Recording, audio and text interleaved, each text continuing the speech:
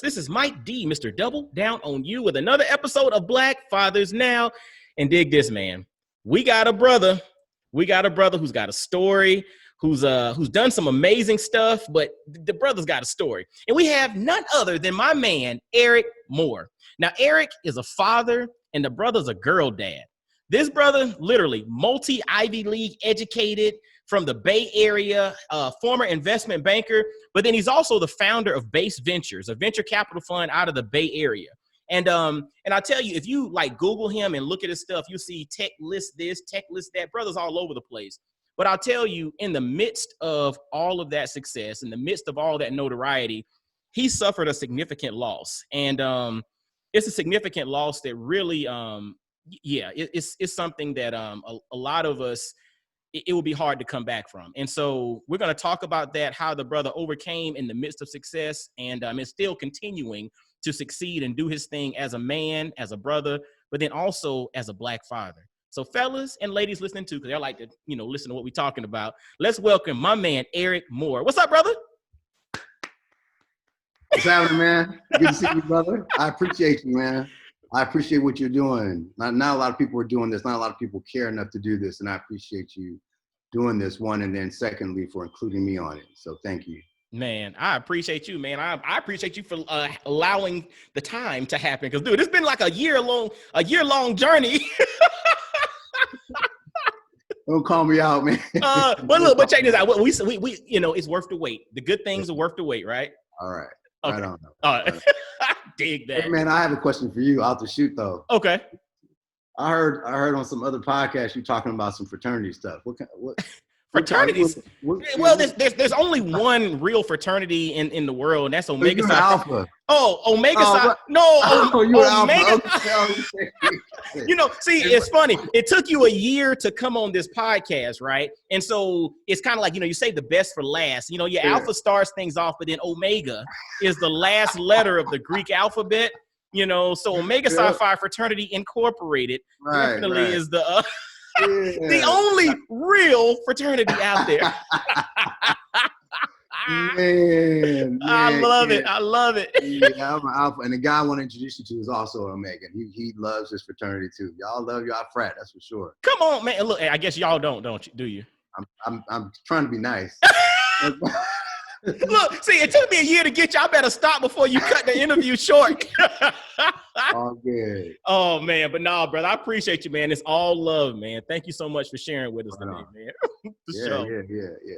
But when we jump into the interviews, man, before we get into your story, I always like to start with shout outs because, the tagline of Black Fathers Now is bringing the village to the brothers. You know the African proverb, it takes a village to raise a child, but who are we as men without our village? Like, folks will see your face, they'll see your name and all of that, but they don't realize that you got a village behind you that's helping to support, and keep you in that position. Talk to us a little bit about your village, man, and your support system.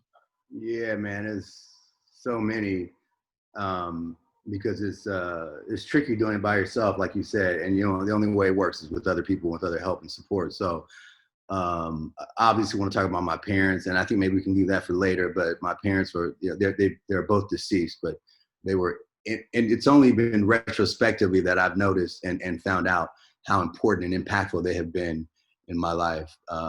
But so my parents, and then, my sister is still here in the Bay. She's super helpful with me and my daughter.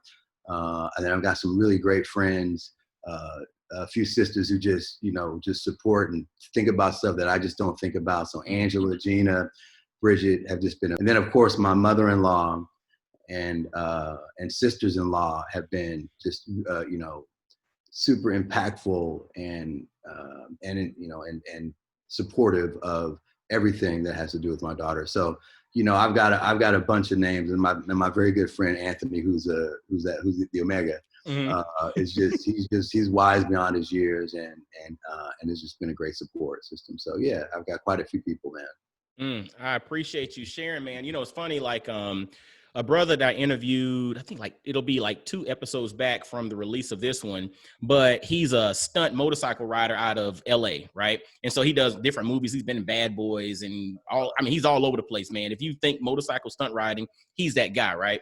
And one of the things when we were talking about the shout outs before, and I had never heard anybody mention it like this, he said, in movies, all the important people in a movie get mentioned first. And I was just like, wow. He was like, you see the producer, the executive producer, the director, all of that. And then the cast and all that stuff is later, but they'll put who's starring in it. All of that comes first. And I was just like, wow, I never thought about the whole concept of shout outs on the front end, you know, putting those are the most important first. When he laid that thing out, I was like, yo, it makes sense now. Yeah. Right on. I get it. For sure. And so now, you know, you gave your support system, man. So let's jump into your story, man. Let's jump into your origin story, brother. Like, walk us through you know, growing up, like inspirations, because again, you've accomplished so much. What literally was the backdrop to that happening? Yeah, man. You've heard this before from others, but there's always someone in your life who is inspirational and supportive in a way that is different and special than other people. And I've had that in my life. And that person actually passed away, but it was my next door neighbor. And I'll kind of give you a bit of background. I grew up in Richmond, California, which is near Oakland, and just, you know, in inner city, not too far from Oakland. And it was, I think in the mid 90s, it had the third highest per capita murder rate in the country. So it's that kind of spot. You know, we all heard those stories. Yeah. So that's where I grew up. And, you know, and I can give you, you know, if I walked out of my house to the left, you know, two friends of mine, one of whom was one of the largest drug dealers in Berkeley back in the day. Next door to them was a friend who was just this, you know, really healthy woman, and, you know, this during the 80s, and just got caught up in the whole crack epidemic. And last time I saw her, she was just, you know, years ago, but she was emaciated.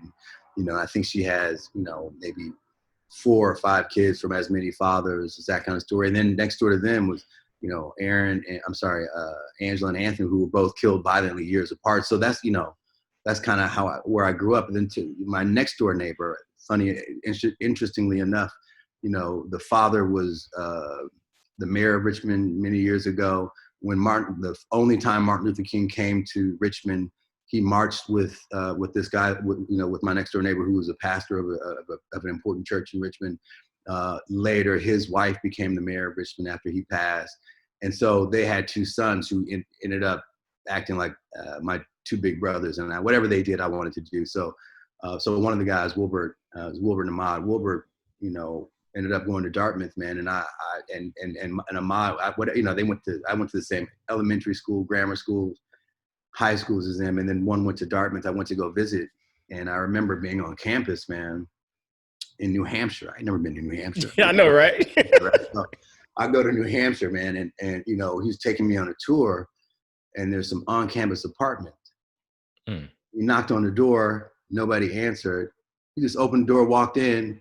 There was stereo equipment, TVs, there's money sitting around, and nobody was sitting there. I'm like, this ain't, something ain't right about this. Nobody's bothered it. Like, you gotta lock the door. Yeah, it was a trip, man. So that's why I ended up, you know, because of his influence and him. I remember going into the 8th grade. He got an algebra workbook for me to work on over the summer, and he was just that guy for me. And he ended up graduating from Dartmouth, and he went to Harvard Business School. It's, you know, it's just been a real prominent and important fixture and mentor in my life. So, you know, I owe a lot to him and his brother. So that's been great, man. So I ended up obviously. So I left Richmond, went to Dartmouth for college. I was going to be a doctor until I took a biology class and got robbed. And so again, went back and talked to Wilbert. He said, just major in something that you enjoy and that you do well in, and you can do a post-bac pre-med program. So I did that. So I majored in French. I had taken French all my life from the 6th grade on. I was in a gifted program in the 6th grade, and they offered French as a option. And so I've always taken French. So I got to college, and I ended up becoming a French major. I studied in France quite a bit while in college, and, you know, lived with a French family who you know, ended up coming to my wedding, and I still talk to them, you know, 30 plus years later. I'm still very close to them.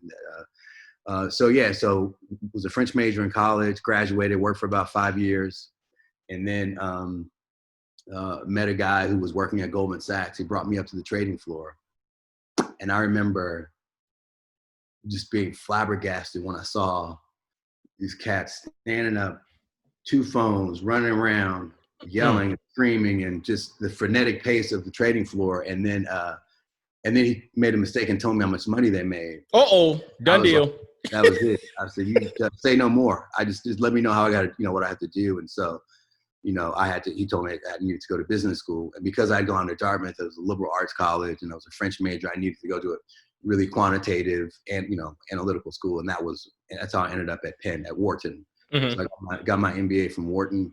And while I was getting my MBA, I got a master's degree in French concurrent with my MBA, just because I had never been to school. I'm not taking French. So, yeah, that's kind of yeah. So that's it. And then I, worked in investment banking for a long time. And while in investment banking, I moved back to the West Coast in the late 90s, 98, 99, right? Kind of the height of the first tech. That's right. The first tech boom bubble. Yeah. And I lived in the building. This is a long story. I'm going to make it short right now, though. Lived in the building with a guy who I became very good friends with. He had just sold his first company to Microsoft for like $300 million. Wow. He was crazy, man. He wore a T-shirt every day. He drove like a Toyota Tercel, but sold his company for $300 million. Wow. Chinese dude, really good friend of mine. I just saw him actually last weekend. He was just unassuming, but he owned 4 units in the building where we lived, or 5 units. And then he was on to do his next thing. And he was telling me about it. And after he and his family, I was the first investor, and that company was Zappos. Wow. Yeah. Tony Hsieh. Yeah. So Zappos. So we lived together for, I don't know, 5 or 6 years. And and after he and his family, I was one of the very first investors in Zappos, and that did well. Now, and I want to talk about that because people oftentimes talk about that being luck. Mm-hmm. And I at some point, hopefully, we can talk about absolutely, because it's interesting. It's one way you can write it off and say it's luck, but I'd like to talk about that.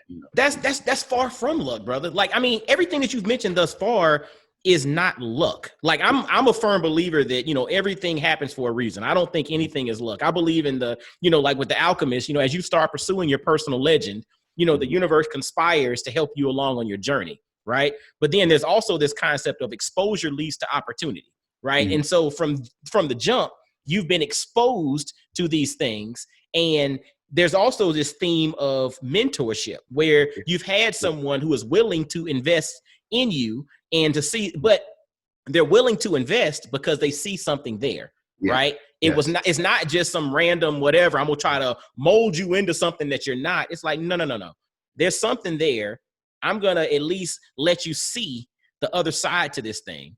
Yeah. And by this exposure, then you can see the opportunity, and having the mentor to kind of help you see it, dude. It's a wrap. Absolutely. And then the second part of that is you have to be prepared for it, right? Yes. So the opportunity was there, but if I didn't have the money, mm-hmm. because instead of saving money, had I been spending it on maybe frivolous stuff or stuff that wasn't, that made sense, I would have had the capital to invest in a company like that. So I was prepared. So, like you said, it's not luck, but luck actually is, when opportunity meets preparation, right? Absolutely. So I was prepared, and that's the story. If you stay ready, you ain't got to get ready. Man, dig it.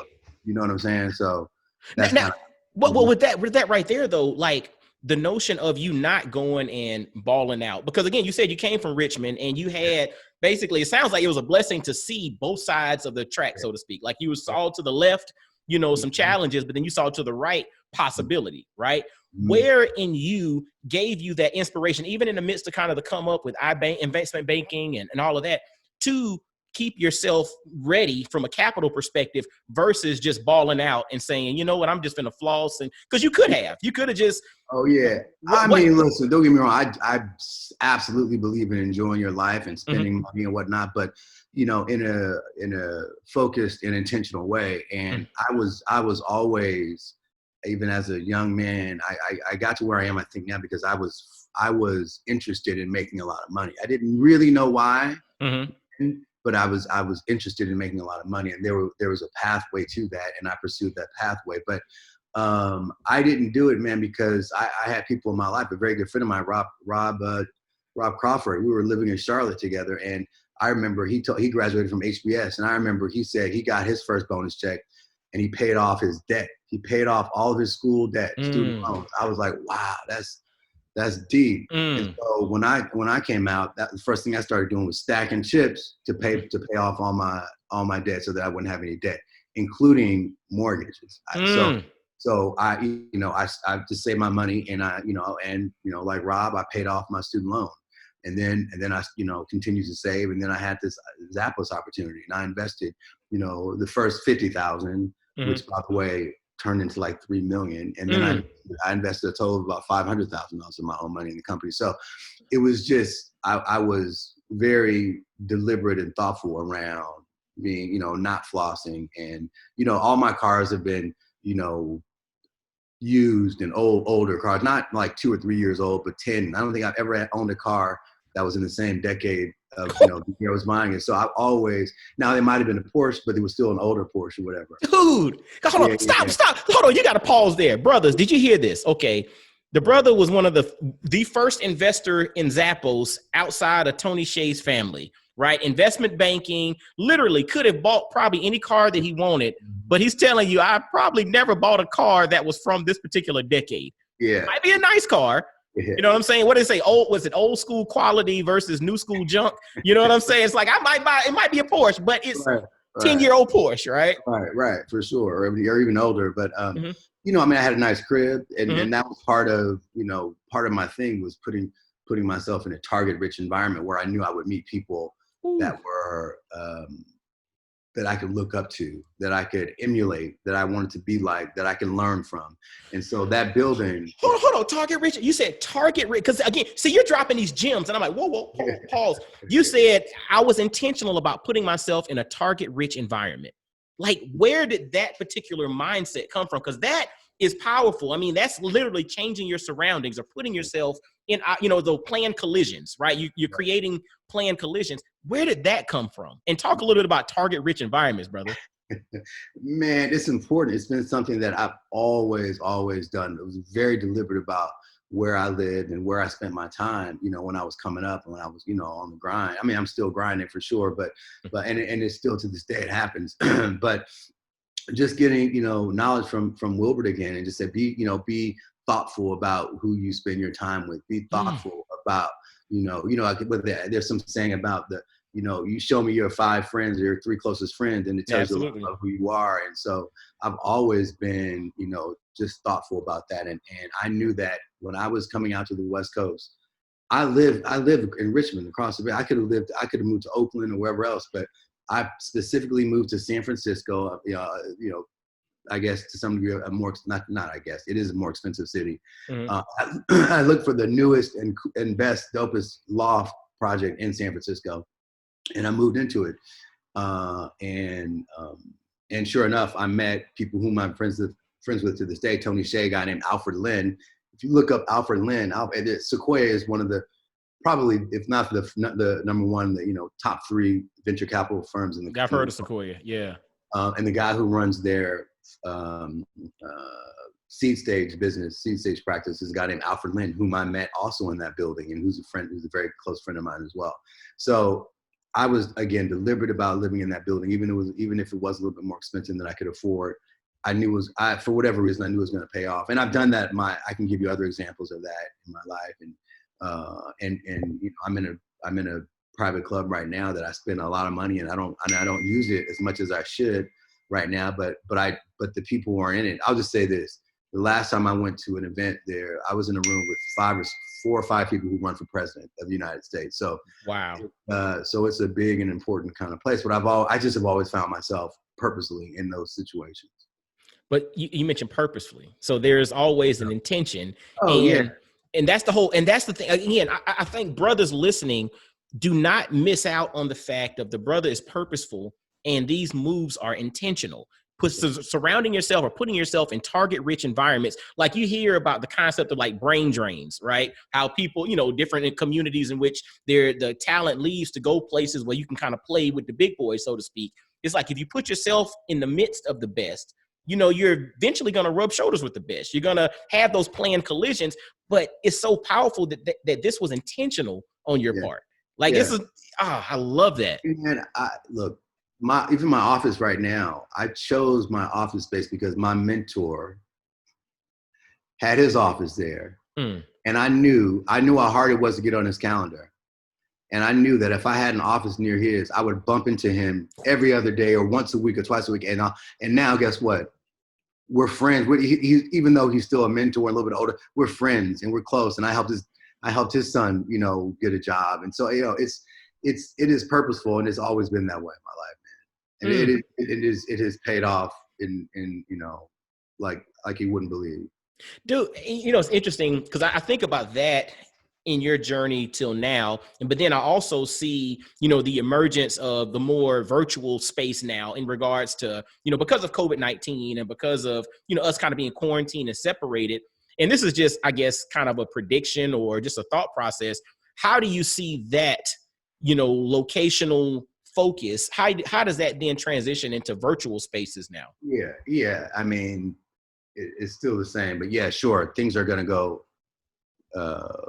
more virtual, and Facebook, I think Twitter.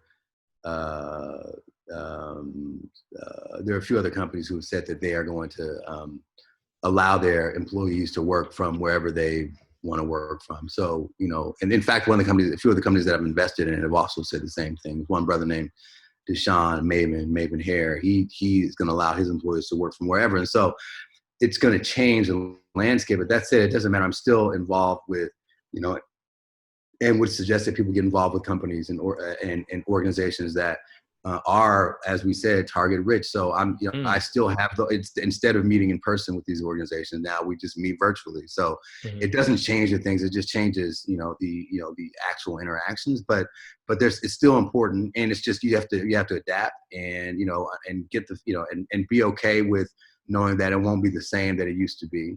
But it doesn't. Well, actually, I put the work in now, so I don't. Yeah. It's not as impactful as it is for as it will be for others. But these organizations still want members, and you can still join or participate and get involved. It's just not like it used to be. But yeah, I mean, it's still a real thing, and you should still be thinking intentional around that. I agree with that, man. That's really, literally surround yourself with the right environment, and then you're eventually going to rub shoulders with opportunities. Right. And that's what it's all about. And, and so thinking about that, like, you mentioned, the investment in Zappos, and you're doing investment banking. Like, how did you then transition into, I guess, moving forward, like with Base Ventures, or you also created like another fund or something prior to that? Yeah. Talk, walk us through that a little bit, brother. Yeah. So I was working in investment banking, and the Zappos ended up selling. Tony ended up selling his company to Amazon in 2008, 2009, and when that happened, that's when things worked for me. So in other words, now my interest in Zappos, my ownership in Zappos transferred to ownership in Amazon. So I got Amazon stock instead of Zappos shares. Gotcha. And so with the Amazon stock was valued at the time at $100 a share. Oh my gosh. And we know what it is now. Yeah, I think it was $3,200 or $3,300 the other day. Oh my gosh. Close to 3,000. So, so I had that going on, and I was still working.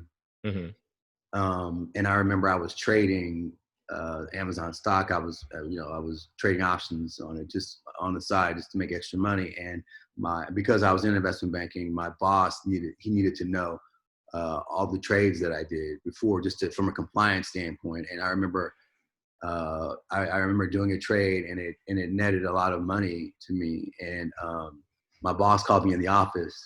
And if you know anything about investment banking, the bulk of your money comes from a bonus at the end of the year. And so my boss called me into the office and said, I guess after he saw the amount of money I made on the trade, and he said to me, I guess you don't need a bonus this year or something like that. I'm like, well, that's two separate things, man. I'm hard. I'm still, killing it over here in investment banking, and I made some money, so it shouldn't affect that. And although he wasn't exactly being you know, somewhat tongue in cheek, it was still, you know, a sign for me. It was time to leave. So I got an office in Berkeley, and I was still working, but I just got an office, and a friend of mine told me just to get an office to go there and think. And so I paid. So this is, by the way, this is the office where my mentor lived. I'm sorry. So I got a really tiny office there. I would go there twice a week. On the weekends, I would take meetings there, and I would just brainstorm, just think about what was next. And I remember the first thing I did, I had a whiteboard paint on the walls, and I remember writing a date that I was going to leave Merrill Lynch. And I wrote that date big bold letters, you know, and I left just before that date happened. So, and you know, so that's kind of, you know, and so when I left, while I was in the office, I was, you know, brainstorming, thinking a lot about what I was going to do next. And I wrote down all the things that I was good at, the stuff that I didn't like, and, you know, when I was working. And then I also thought about what other people thought I was good at. And then came up with this thing that I didn't know existed, really, venture capital. And I didn't call it that. I just, you know, I initially just started investing, but venture capital effectively is networking and investing. So anyway, so I just started investing my own money. So I left Merrill, like I told you, right before that date, and I started investing my own money in startups and whatnot. And then when I met my friend of mine who I've known, you know, for 20 years, a young brother from Morehouse, from East Oakland, we got together and put together what's called an SPV, a special purpose vehicle, raised like $1.5 million from friends, and put that and invested in a company.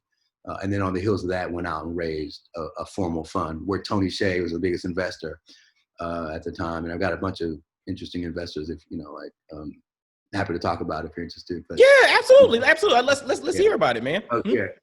So Serena Williams is an investor in our fund, and we've got, I think we probably have more Black female investors than most other funds out there.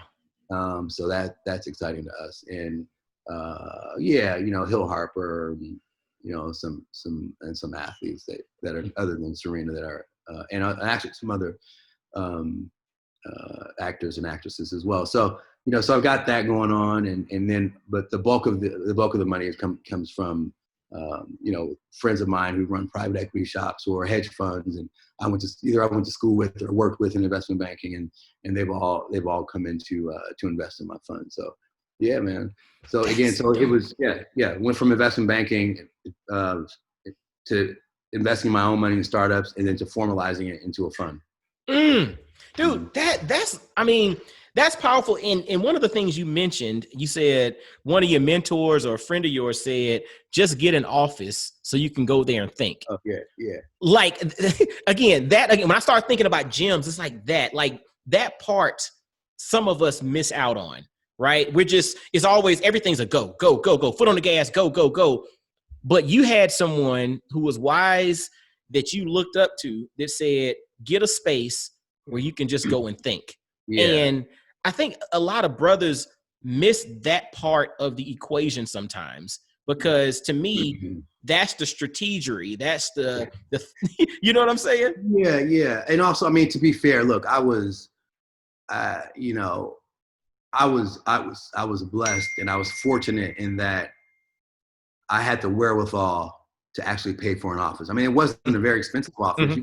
Anybody could have done it, but don't let that be the reason. You know, find a corner in your house, or just go to Starbucks and sit in the corner. But the point was that designate a space and some time for you to think largely about who you are and what you want to do. And again, the whole thing about intentionality, be intentional about what it is your next move is. And so I always, when I talk to people about what's next, I always tell them, you know, to think about, don't just do something because it's going to pay you a lot of money. Don't just do something because it's available to you or somebody offered it to you. Be thoughtful about what it is that you want, because you're going to be much more successful in something that, if you're doing something that you really want to be doing, and you find yourself, you know, you find joy, or you derive some sort of joy or enjoyment or pleasure from doing it. So, and even if it's not, the other thing is that even if it's not the next thing,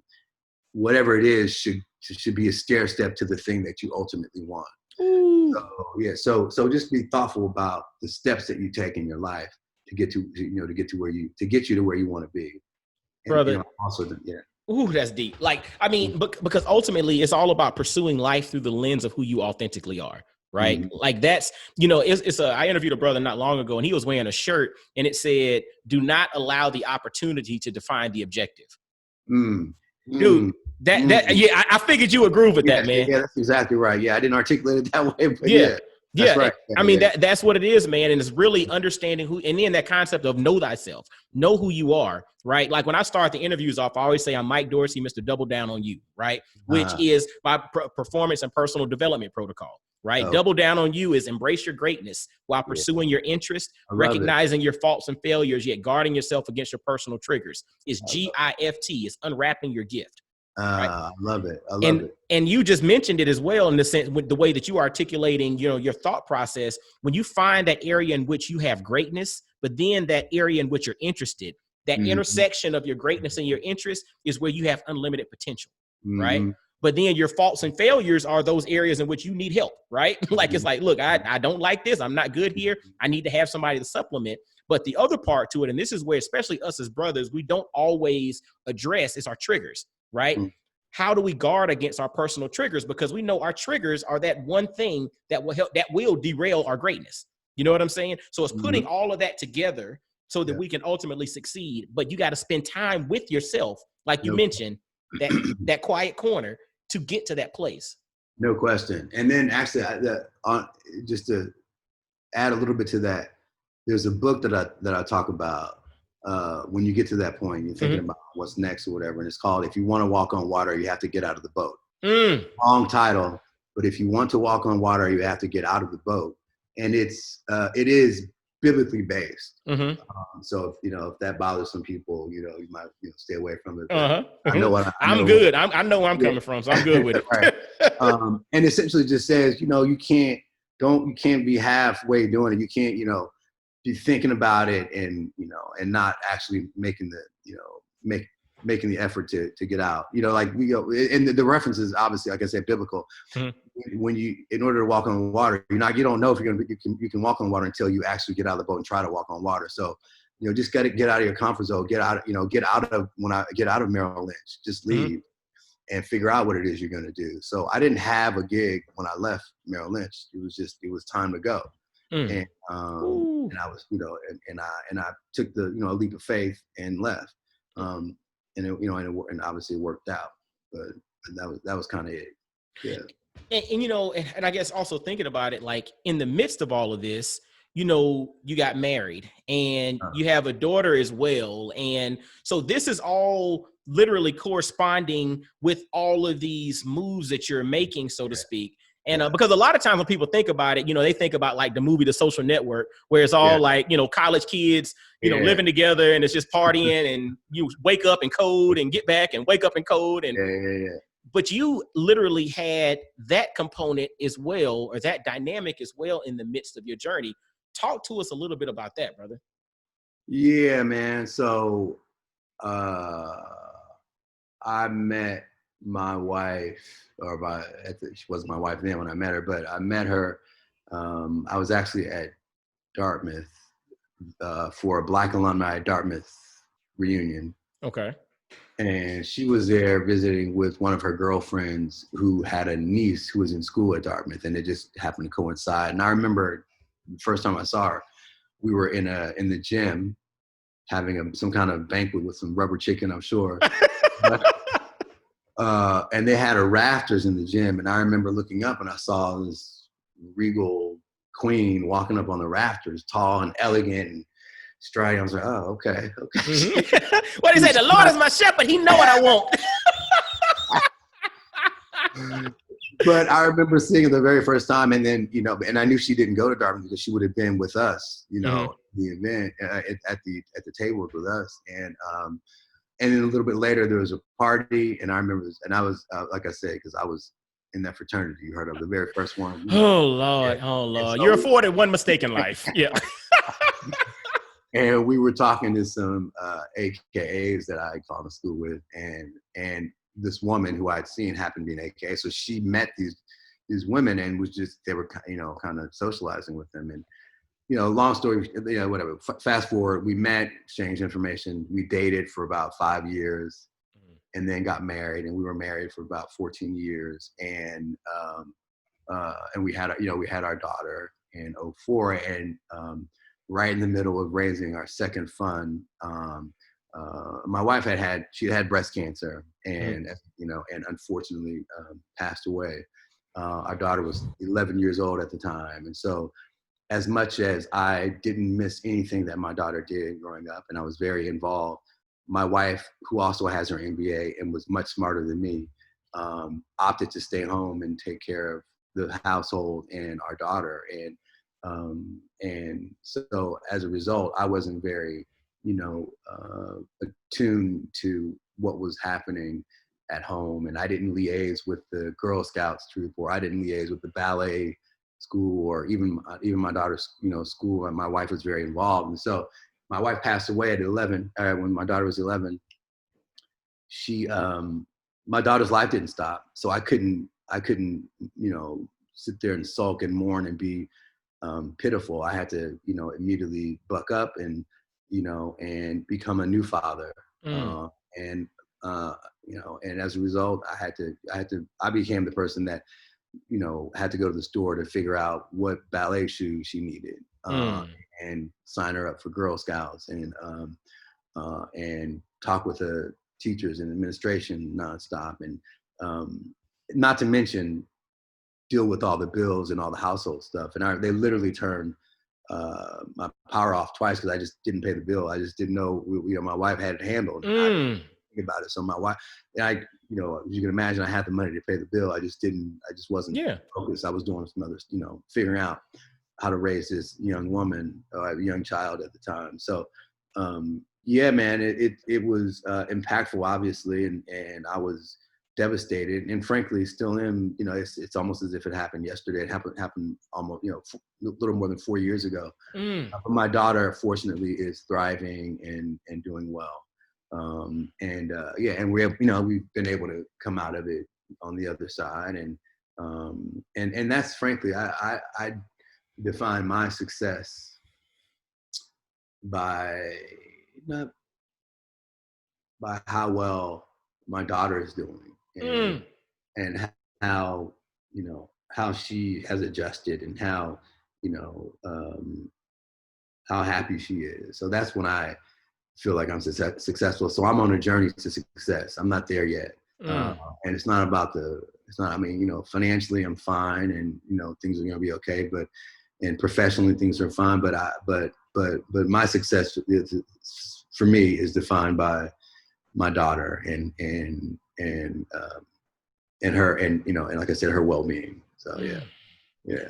Brother, like that, it's, like just hearing that, and actually my wife just walked in the door, and it made me choke up just thinking about you talking about that, and having, not necessarily saying I can stop. I have to continue going, and I actually have to go and do more. But my whole thing is, in the midst of that, like, how do you find healing? Because for me, it's like again, I got chills up my spine right now just thinking about the concept of it all, because it's just like, how do you find healing in the midst of still having to move forward? Like, you can't just, I'm just going to check out for a year and just go off and, hike the Himalayas or something. It's like, how are you able to do that, brother? Yeah, man. Well, a few different things. I think about, as horrible as this was, I had to change my thinking to how fortunate and blessed we have been to have my wife for 11 years. For my daughter to have her amazing mom, to smear all her DNA all over my daughter, and to teach her all the things that she needed to know to be able to get through this. And so I just take solace in knowing that as hard as it is and as horrible as it is and as sad as I am now, at least we had that amount of time with her, and she was able to impart, all of the good stuff on, and all the values and all the hard work and all, her intelligence, and just spit it all out on my daughter.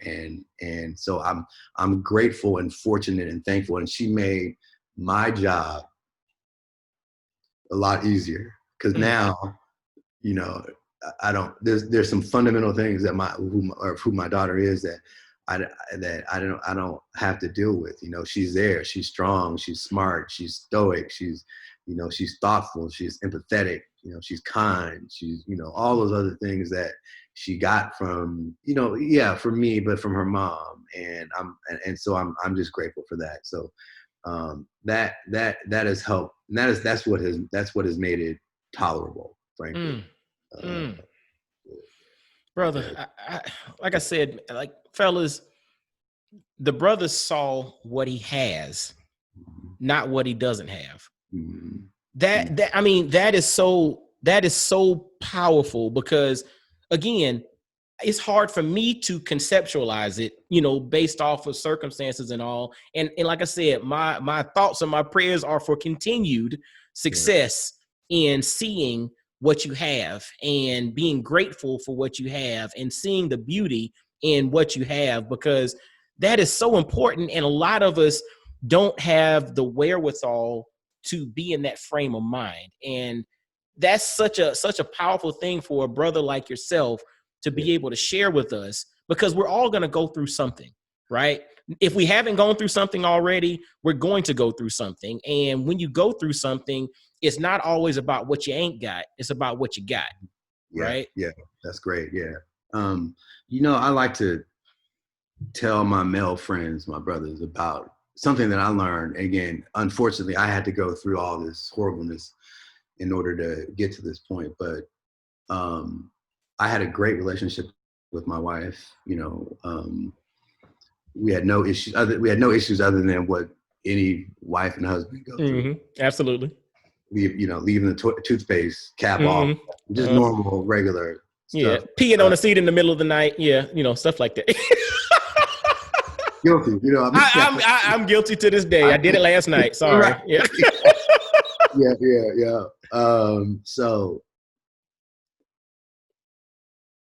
when she left, I had to do everything. Everything fell on me. And I eventually got help and got a nanny and whatnot. But one thing I learned, man, is that just doing one or two little things changes everything. So what do I mean by that? In my instance, I went out. I was I took care of the household. I was the breadwinner or whatever, and then my wife handled, which I think was a harder job, actually, handling the household, and our daughter.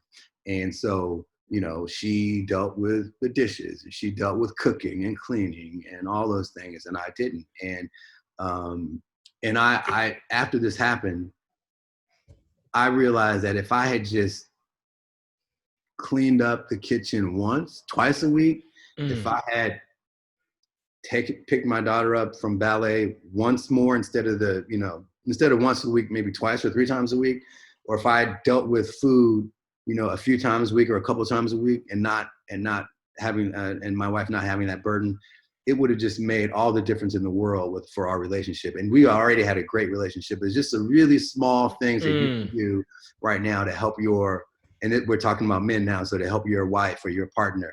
Just, don't ask her what to do. You know what to do. Yeah. She cooks every day or every other day, or she likes to do that. Give her a break, help her in any way possible, just a little bit. It would just change everything. And I know how significant and important that would be. So I just always like to, and in particular, those brothers who are out there who are thinking, yeah, well, I make money now, I'm baking, so I'm not doing no dishes, or I'm not. Yeah, I know you bring on the money, whatever. And but it would be game changing if you just did one or two small little things. And I know that for a fact, because I did it now, and I just know for a fact. will be helpful. So just be thoughtful around that. Don't miss out on opportunities, man. Yeah. Like, it's interesting when you're saying that. I think about the whole, a couple of things. Like the first thing is, they talk about improvement.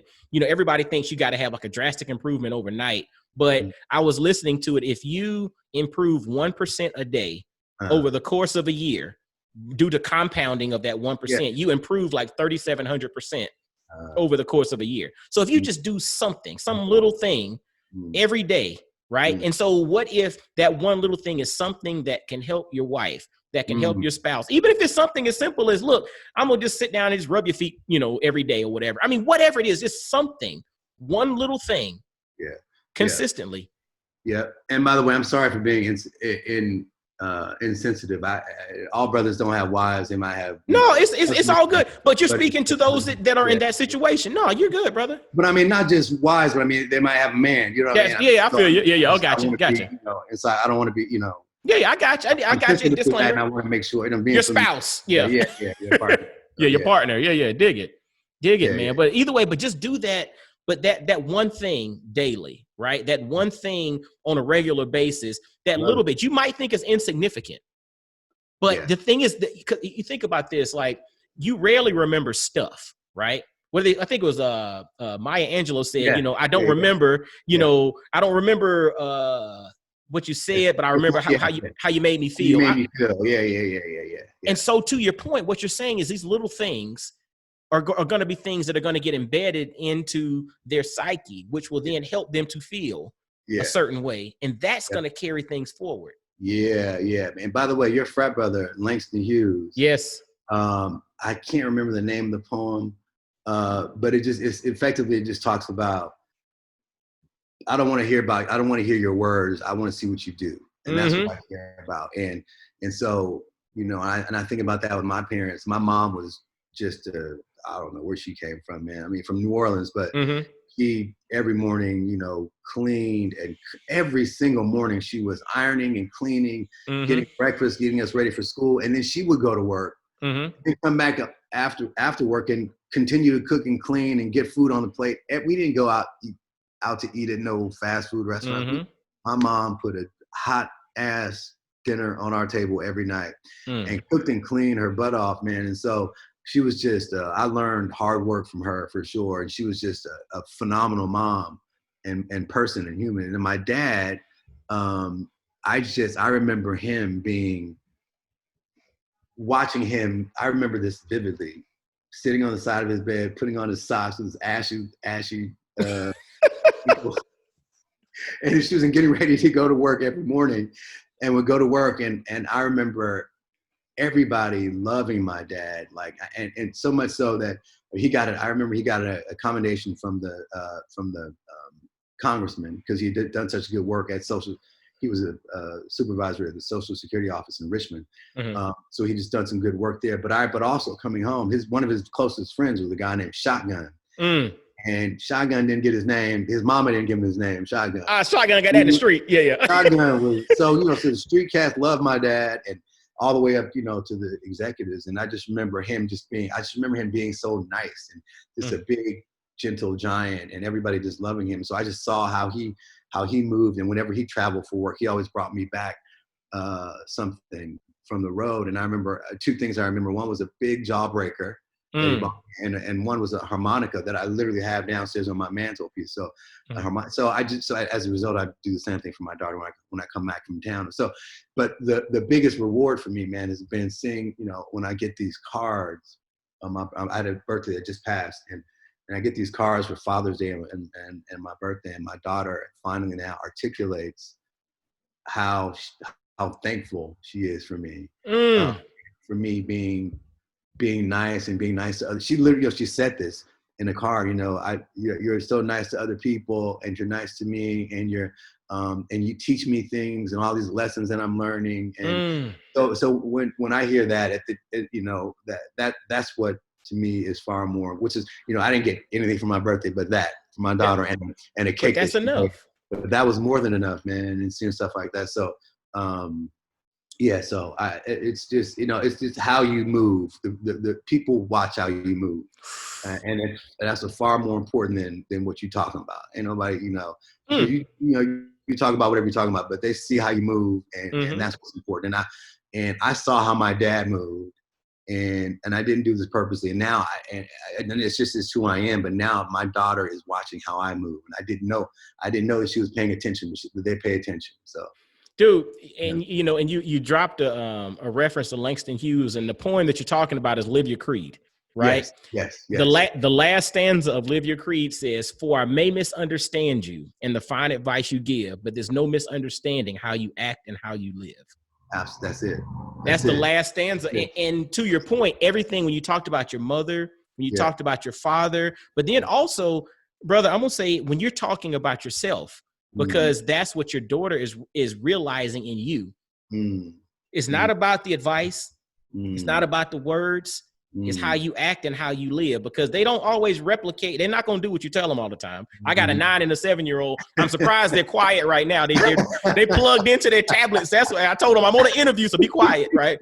But usually they don't listen, right? Yeah. But it's funny.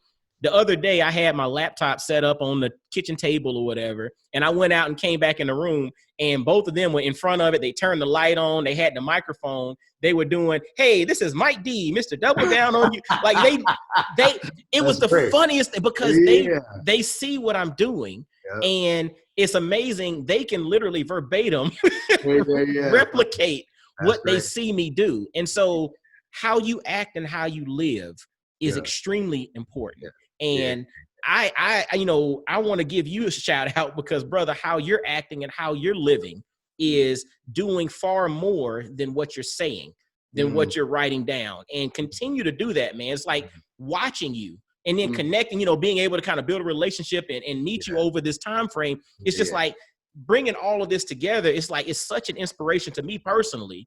But then I want to say to the brothers, man, pay attention. Watch brothers like Erik. Even though he's an alpha, it's okay. Watch brothers like Erik and how they move, man. Don't always go off of what's said and all of that. Watch how they're moving, because that is where you really can get the gems. That's where you can really, get the takeaways that you can apply to your life and become a better man starting today. And that's what this thing is all about. Right on, man. Yeah. I get it. Sure. So with this, with your journey, with, overcoming, and in the process of still overcoming, this challenging circumstance of losing your wife, but, still also being in the space of doing your thing, but then also operating full-time as a girl dad, as a father, as a brother who is, raising a young queen. How have all your experiences come full circle to impact you as a father, specifically a Black father? Well, I've always been, I've always cared about other people and their plight. And my daughter has just taught me to be even more selfless than I have than I've ever been. And so, seeing her and watching her move has taught me has taught me how important this is, and has gotten me to be just, thoughtful around looking at other perspectives and paying attention to what other people are thinking. So, I'm the teacher becomes the student, right? So here I am, still bringing my daughter up and learning from her and watching her and seeing how she interacts with other people, and then seeing how her impact on other people. People oftentimes, it's interesting.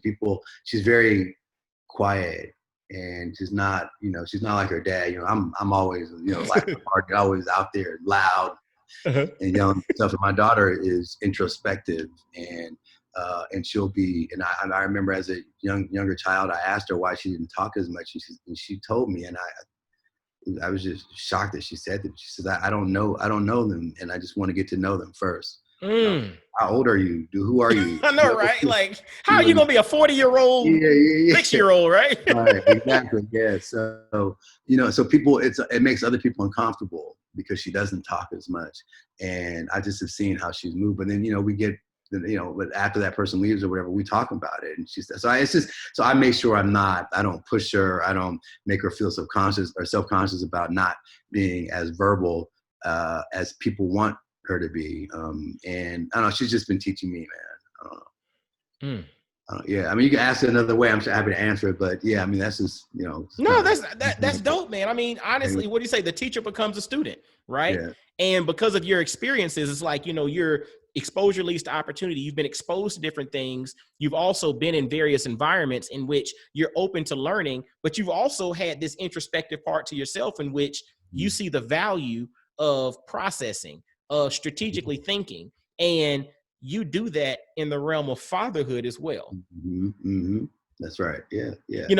It's a concept like, concepts and principles transcend circumstances. You know what I'm saying? So when you have these concepts, when you have these principles in life, those things they're not going to be the same, but they in essence can be copied and pasted into various segments of your life. And so I see you doing that, brother. Yeah. Yeah. Well, I appreciate that, man. I try and my friend Anthony, your frat brother, again, he I've started because of this pandemic that we find ourselves in. I actually have started a consistent yoga practice, and he's the teacher, and he talks about a lot of stuff. But and one of the things he talks about is finding comfort in discomfort. In other words, finding ease in discomfort. So when you're doing a pose and it's really difficult, and you want to breathe hard, just instead of put the grimace on your face, it says relax your face. Breathe deeply through your nose, and enjoy what you're going through right now, and enjoy this discomfort. And so I kind of take that to other things when things are sideways. Like I was getting something delivered and it was nutty, and there were issues with it. But instead of going off and going nutty, going nuts, you just kind of think about it, take a breath, and just find ease in it, because you're not, going off and whatever. What is that going to do? It's going to make yourself upset. You constrict your body, and you can't. Then it's harder to breathe, and the things happen as you get older, and it also upsets the other people on the other side. So just be thoughtful around how things affect you, and be yogic in your movements and your thoughts. So. Be yogic. I never heard anybody say yogic. I like that. I'm your frat brother. Okay, look, I like it. Look, I never, just because I hadn't heard it don't mean it ain't real. I'm just like, I've never heard of yogic. I dig it though. No, I dig it, man. And I think to your point, it goes back to what you were talking about earlier in regards to basically seeing what you have versus what you don't have.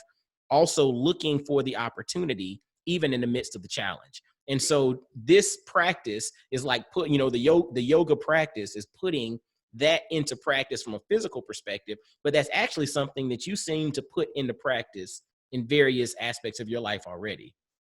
For sure. There's no question. I mean, the way you do one thing in your life is the way you do everything.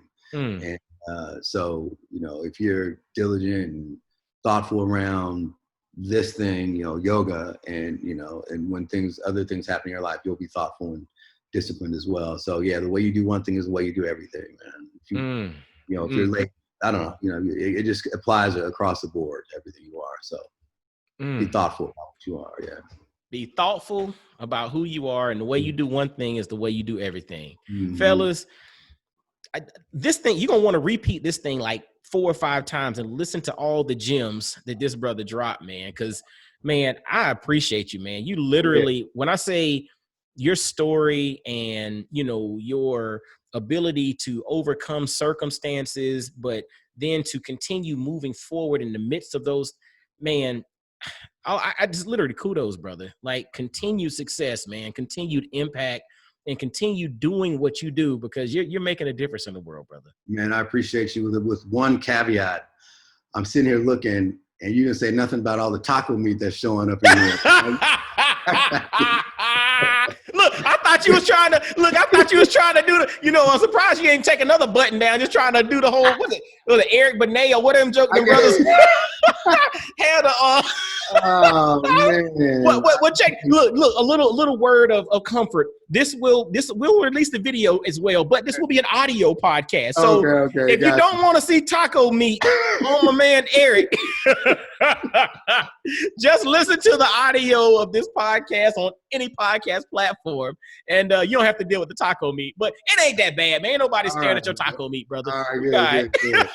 Man, keep doing this. Don't stop doing this, man. This is great. This is fantastic. I appreciate it. I'm humbled that you wanted to talk to me, and I know where I came from, and I certainly appreciate any brothers who's doing good work like this and exposing good brothers out there to this. So I appreciate again what you're doing, man, and thank you for including me. Like I said. Man, absolutely, brother. Now, is there any, like, from the standpoint if brothers wanted to check you out on social media, whatnot, what's the best way for folks to follow you, to see what you have going on and check out Base Ventures? I mean, what's the best way for folks to kind of check your story out, man? Yeah, man. So, I mean, the only thing I'm somewhat active on is Instagram. Okay. And it, I've got some, the company has, Twitter and, we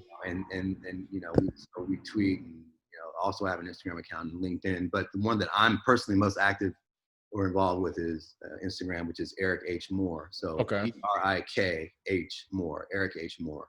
Okay. Gotcha. I'll make sure to have that in the show notes for the brothers to, to be able to check out. So yeah, so man, look, literally go to IG, follow Erik H. Moore, connect with the brother, let him know you heard about him on Black Fathers Now. Well, you probably already heard about him if you read through tech stuff over the last decade, you know what I mean? But you can let him know you heard more about him. That's it. Dig that on Black Fathers Now, and continue to encourage the brother to keep moving forward, and also to continue telling your story, man, because literally your story is something. It's a story of redemption, a story of also aspiration, because all the things that you've done are things that brothers can see and can tangibly see an example of. This is doggone possible. You know what I'm saying? So continue to share your story, continue to put this thing out there, because you are walking in purpose, and that purpose is going to help literally bring a lot of people to where they're supposed to go by just paying attention. Because again, it's not always what you say, it's what you do. Watch his moves. Yeah, well, it's only possible because you're the conduit, man, and you're making it happen. So yeah, again, kudos to you, and don't stop it. No doubt, man. We can't. What did he say? Can't stop, won't stop. Take that. Well, fellas, again, follow Erik H. Moore on Instagram. Literally reach out to the brother, man. He's doing some really awesome stuff, and make sure to let him know you heard about him on Black Fathers Now. Make sure to subscribe via Black Fathers Now on all the podcast listening platforms. Follow Black Fathers Now on Instagram, Facebook, Twitter. Share this episode out. Again, this thing is going to really help somebody, man. Literally listen to this episode, pull the gems out, process it, think about it, and go and live a life that's worth living. All right, fellas. Now, until next time, y'all be blessed, well, and wise. And I'll holler at you. Peace.